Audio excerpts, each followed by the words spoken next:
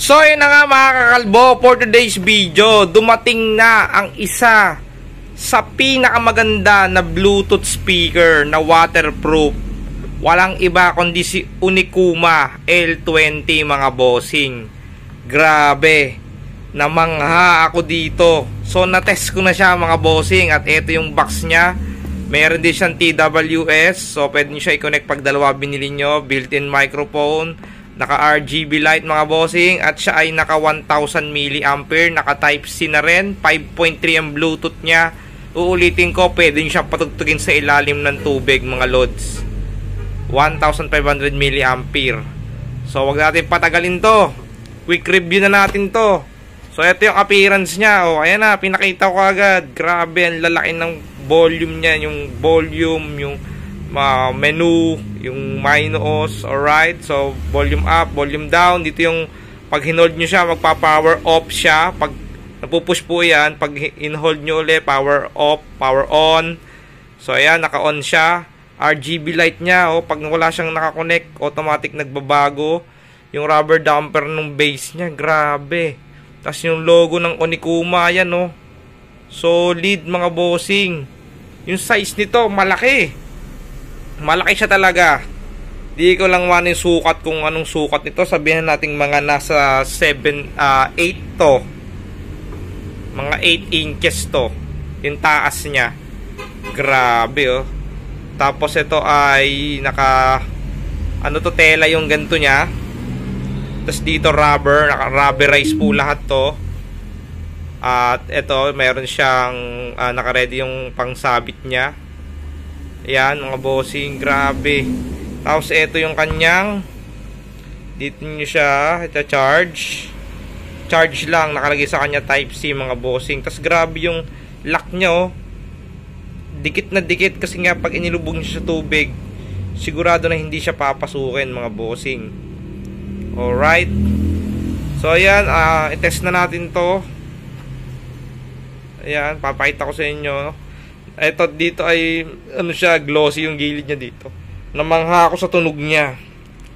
Yung bass niya halimaw. Alright, so tara, papakita ko sa inyo. So ayun nga pala mga bossing, ito ay nabili ko sa Lazada ng 2,200. So ayan, 2,200 sa talagang store nila mga bossing. Doon ko siya nabili. Alright, so ngayon papakita ko sa inyo kung gaano siya kaganda. So ayan, pakita ko sa inyo kung gaano kaganda tumunog tong speaker na to. Grabe. Check natin ha.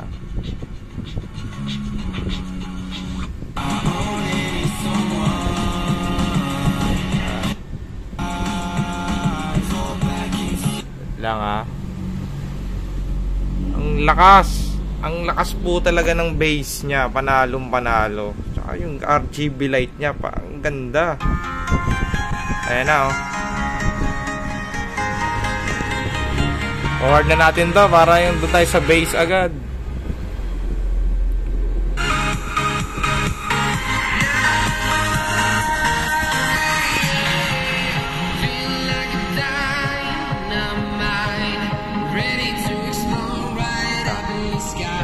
Lang ha, pangit eh. Tapos tayo na ibang maganda music. Alright, eto na mga bossing. The moment of truth.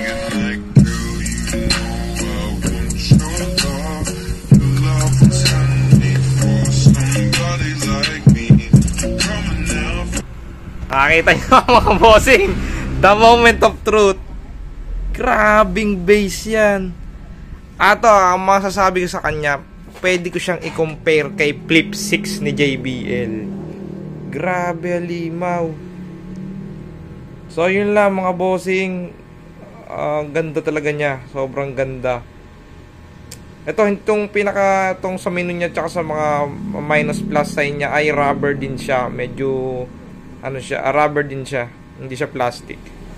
So ang plastic lang mga bossing ito, itong pinakataas at baba niya. So pasensya na sa vlog natin kasi paspasan lang talaga to, talaga. Tapos yung bigat niya, nasa ano siya, 1 kilo. Ang bigat niya.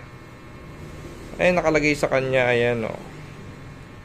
Grabe, legit. So hindi ko siya matesting sa tubig ngayon dahil nasa tindahan tayo mga bossing. pero kita nyo naman yung bass nya, halimaw.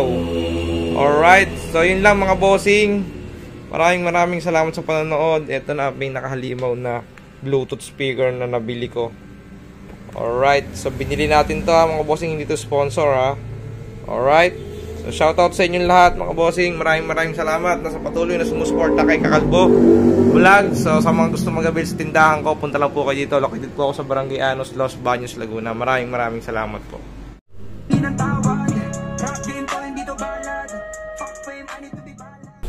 So yun mga kalbo, sa part na yan pinakita ko dyan kung gaano kalakas mag-bass yung kanyang speaker. Ayan, panalo talaga mga bossing. Solid.